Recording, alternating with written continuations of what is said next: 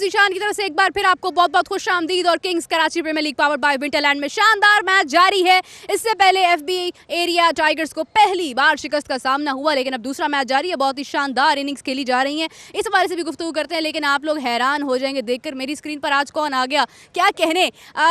Senior sports journalist है मिर्जा इकबाल बेग साहब मेरे साथ मौजूद है। अस्सलाम वालेकुम, कैसे हैं आप? वालेकुम अस्सलाम मीरब, मैं बिल्कुल ठीक हूँ और लाहौर से कराची तक का आपको सफ़र मुबारक हो। बहुत शुक्रिया। सबसे पहले तो मुझे इस बात की मुबारकबाद है कि मेरी स्क्रीन पर ये चेहरा आ गया है, मुझे समझ नहीं आ रही, मैं उतावली हो रही हूँ। लेकिन खैर, coming back to the point, Mirza Iqbal Beg साहब, सबसे पहले तो आपको बहुत बहुत खुश आमदीद समा टीवी की तरफ से। दूसरी जानिब अगर हम बात करते हैं तो अभी इस वक्त एक बहुत ही इंपॉर्टेंट टॉपिक जो है वो लीग से हटकर अगर हम बात करें वो चैंपियंस ट्रॉफी, आप समझ ही गए होंगे। चैंपियंस ट्रॉफी अगर हम बात करते हैं, इंडिया का कहना है कि इंडिया को पाकिस्तान नहीं आना, पाकिस्तान का कहना है कि हमने इंडिया को लाकर रहना है। अब इस टसल के दरमियान जीत किसकी होगी? देखिए, अभी तक तो सन्नाटा है और जो सन्नाटा होता है वो किसी बड़े तूफान का पेशखेमा होता है, आप इस बात को जहन में रखें।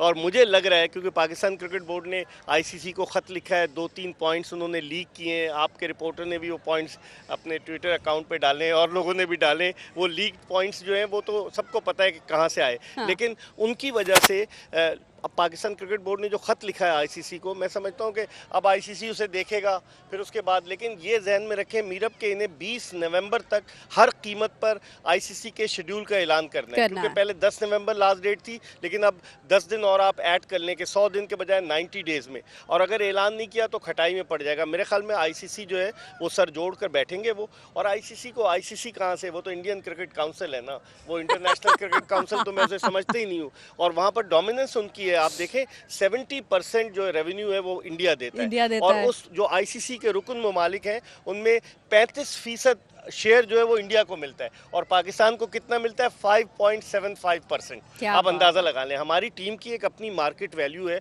अभी हमने वर्ल्ड चैंपियन को 2-1 हराया, ऑस्ट्रेलिया में 22 साल बाद। तो मैं समझता हूँ कि वो सारी चीज़ें अभी गौर करेंगे और मुझे लग रहा है कि इसका मंतकी अंजाम ये होगा। आईसीसी ने धमकी दी है कि पाकिस्तान से बाहर साउथ अफ्रीका में कराया जाए, ये खबरें चलाई गई किसी और ज़राए से, और पाकिस्तान क्रिकेट बोर्ड चाह रहा है कि पाकिस्तान में हो। एक ज़राए से ये खबर भी चली कि दुबई में ग्राउंड जो है वो बुक करा लिए गए हैं कि हाइब्रिड मॉडल के लिए, लेकिन ऐसा है नहीं। अभी आप देखें ये जो खामोशी है ना किसी बड़े तूफान का पेशखेमा, ये तूफान कब आता है? हाय हाय, साउथ अफ्रीका कहता है कि हमें तो इस बात की खबर ही नहीं है, हम इतने कम वक्त में कहाँ चैंपियंस ट्रॉफी करवाते रहेंगे। बेग साहब, अगर हम बात करें, अभी कुछ ही देर पहले आपने ही बल्कि मुझे बताया इस हवाले से, एक ऐसा मुल्क जो इंतज़ार में है कि इंडिया अपनी ऑक्शन जद्दा में जो करवा रहा है वो कंप्लीट कर ले, छांटी कर ले, उसके बाद हम सिलेक्ट करेंगे खिलाड़ी हमारे पास आ जाएं, वो क्या स्टैंड ले पाएंगे? देखिए, इसमें ये ना कि पीएसएल की जो फ्रेंचाइजीज़ हैं वो बड़ी नाराज़ हैं कि जिस तरीके का मामला है। और अब आप देखें कि अब पीएसएल की फ्रेंचाइजीज़ को एक नया डायरेक्टर मिल गया है कि सलमान नसीर साहब को तबादला कर दिया गया है। तो अब एक नया आदमी आएगा। वो फ्रेंचाइजीज़ पहले ही अपने तहफ़्फ़ुज़ात का इजहार कर रही थी कि आईपीएल और पीएसएल का क्लैश हो रहा है, और जब आईपीएल और पीएसएल का क्लैश होगा तो टेलीविज़न और डिजिटल पर क्या व्यूअरशिप होगी, ये भी देखने वाली बात होगी। बहुत सारे फैक्टर्स हैं और इस वजह से उनको स्पॉन्सर्स मिलेंगे कि नहीं मिलेंगे। पाकिस्तान में पहले ही हमने बैटिंग कंपनीज़ पर पाबंदी लगा दी है हुकूमत पाकिस्तान ने कि जो बैटिंग कंपनीज़ हैं उनके एड्स नहीं चलेंगे। उनके ऐड न चलने की वजह से भी मार्केट, जो पीएसएल की फ्रेंचाइजीज़, आपने देखा होगा कि मोहम्मद रिजवान ने टेप लगा दी थी कि वो नाम नहीं लगना दिखाना चाह रहा था। बहुत सारी चीज़ें, ये सारे फैक्टर्स हैं। मैं समझता हूँ पीएसएल जो है इस मरतबा, मैंने तो तमाम पीएसएल जब से 2016 से शुरू हुई है तमाम पीएसएल कवर की, लेकिन इस मरतबा पोजीशन मुझे बड़ी गंभीर नज़र आती है। गंभीर है। दूसरी तरफ गौतम गंभीर भी परेशान है, उनका भी ये कहना है। गौतम गंभीर भी जो है वो गंभीरता का शिकार है, क्योंकि उनके ऊपर भी काफ़ी सारा बर्डन है। न्यूजीलैंड सीरीज़ के बाद जो है वो उनके भी कुछ हवाले से बात हो रही है, कोचेस के हवाले से उनका सितारा गर्दिश में है। लेकिन अब ये जो बॉर्डर गावस्कर ट्रॉफी शुरू हो रही है, अब आप देखें 22 नवंबर से क्या होता है, क्योंकि गंभीर पर आपने देखा है कि तनकीद भी हुई। संजय मंजरेकर ने उनको कहा कि आपको नहीं बोलना चाहिए, मतलब वहाँ पर भी एक कुछ चल निकला है। जिस तरीके से राहुल द्रविड़ जब कोच थे तो उन पर इतनी तनकीद नहीं हुई, लेकिन गौतम गंभीर एक ऐसा कैरेक्टर है, एक तो वो सियासत में भी आ गए, राहुल द्रविड़ सियासत में नहीं आए। और राहुल द्रविड़ के बारे में मैं आपको बताऊं, जब वो पाकिस्तान आए थे टीम लेकर तो उनके वालिद ओकाड़ा में फूड एनालिस्ट होते थे, शरद द्रविड़ उनका नाम था। और उनकी वालदा पुष्पा द्रविड़ जो थी वो एक आर्टिस्ट थी। जब हम 2004-05 में गए तो बड़ी ज़बरदस्त आर्टिस्ट हैं उनकी वालदा, और राहुल द्रविड़ खुद बेंगलोर से हैं। तो अब राहुल द्रविड़ शरीफ आदमी था, अब गौतम गंभीर का आप देखेंगे क्या होता है। अच्छा, इस वक्त जितनी हमारी इंडियन ऑडियंस हमें सुन रही है ना, वो सबका फोकस हो गया होगा इस बात के ऊपर, इतनी इतनी डिटेल उनको भी मालूम नहीं होगी। अच्छा बेग साहब, अगर हम बात करें, मैं आपने मेरे मुंह की बात छीन ली, बॉर्डर गवास्कर की मैं बात करना चाह रही थी। इंडिया को अभी अपने मैदानों में बहुत सालों के बाद हार हुई है, पाकिस्तान ने बहुत सालों के बाद फतह हासिल किया ऑस्ट्रेलिया में जाकर। अगर हम बात करें इंडिया के ऊपर, कितना बर्डन आपको लग रहा है कि इस वक्त बॉर्डर गवास्कर का होगा, या वो बर्डन आपको ऑस्ट्रेलिया पे नजर आ रहा है? देखिए, इंडिया जिस तरीके से न्यूजीलैंड के खिलाफ 3-0 सीरीज हारा है तो they will be definitely under pressure. लेकिन अगर आप गुज़िश्ता रिकॉर्ड देखें, इंडिया 2 सीरीज जीता है और कहाँ 39 कितने पे ऑल आउट भी हो गया था, ऋषभ हाँ। पंत ने जिस तरीके से जितवाया। हाँ। आप ये सारे फैक्टर जहन में रखें। इंडियन टीम, और फिर कप्तान नहीं है पहले टेस्ट मैच में, रोहित शर्मा नहीं है, विराट बिल्कुल। कोहली की मैं तस्वीर देख रहा था कि उनके कप्तान के साथ लगी हुई थी। तो बहुत सारे फैक्टर्स हैं भारत के, और भारतीय खिलाड़ियों ने कहा हम प्रैक्टिस मैच नहीं खेलेंगे जाकर, और उन्होंने प्रैक्टिस करेंगे हम।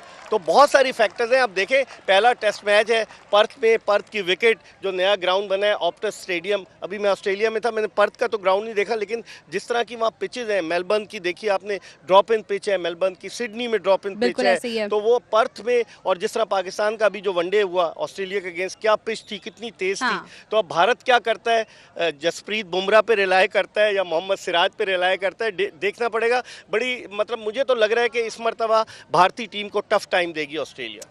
चलें जी, इंटरेस्टिंग मैच होगा। बेग साहब आपका बहुत शुक्रिया, thank you so much for joining us, it was really an honour inviting you on my show. Thank you very और उम्मीद करते हैं लाहौर में ही मुलाकात हो इंशाल्लाह हमारी। ताला। Thank you very बहुत much, शुक्रिया। मीरा। जैसा बेग साहब ने बताया कि मुश्किलात पेश होंगी डेफिनेटली इंडिया को, लेकिन इंटरेस्टिंग मैच होगा बॉर्डर गवास्कर की। अगर हम बात करते हैं और चैंपियंस ट्रॉफी की बात अगर करते हैं, तो जैसा इन्होंने कहा कि अभी तक खामोशी है, और खामोशी की अलामत जो है वो बहुत बड़ी हो सकती है। तो देखते ये हैं कि इस मुकाबले में जो इस वक्त पाकिस्तान के स्टैंड्स का और इंडियन स्टैंड्स का हो रहा है, और आईसीसी बीच में अभी तक सोच विचार में है कि किसकी तरफदारी की जाए, किसकी ना की जाए, बात कहां पर जाती है, रिजल्ट्स किसकी तरफ आते हैं, इसका इंतजार हमें जरूर है। तब तक के लिए मुझे इजाजत दीजिए। Keep watching the match, live streaming on Samaa sports digital. Take care, bye bye.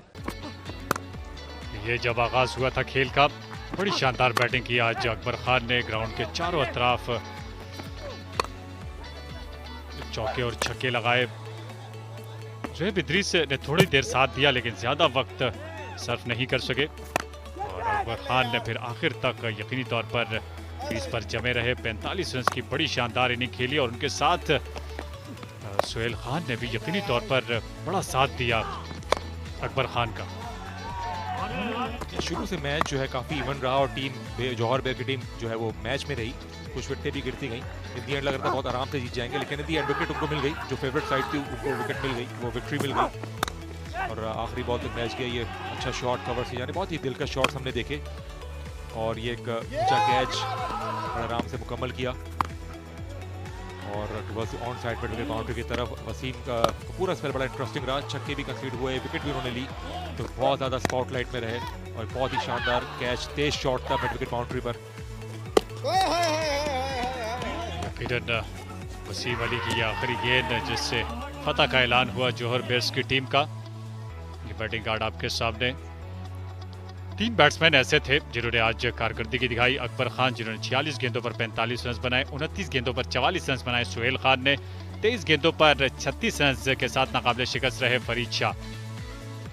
इसके अलावा कोई भी बैट्समैन डबल फिगर में दाखिल नहीं हो सका। ये बॉलिंग कार्ड 2 विकेट मिली असदुल्ला को, 2 विकेट मिली वसीम को लेफ्ट आर्म स्पिनर, और 1 for 19 नजीब, 1 for 42 नादिर, और आतिफ के हिस्से में कोई विकेट नहीं आई। इस तरह 16 एक्स्ट्राज उन्होंने कंसीड किए। और ये है हमारे पास मिनी कार्ड। एफबी टाइगर्स ने टॉस जीत के पहले बैटिंग करने का फैसला किया, 149 बनाए, 9 विकेटों के नुकसान पे 50 के साथ नुमायर है वहाज, और जवाब में 153 रन बनाए जौहर बेयर्स ने। आखिरी बॉल पे आके मैच हुआ, लेकिन वाइड हो गई थी। इन दी एंड 4 विकेटों से मैच मुकम्मल किया। अकबर ने 45 बनाए, सोहेल ने 44 बनाए, और फरीद स्टार परफॉर्मर रहे 36 नॉट आउट के साथ। और वक्त तो अभी ब्रेक का, ब्रेक के बाद आपकी खिदमत में दोबारा हाजिर होंगे प्रेजेंटेशन सेरेमनी के साथ।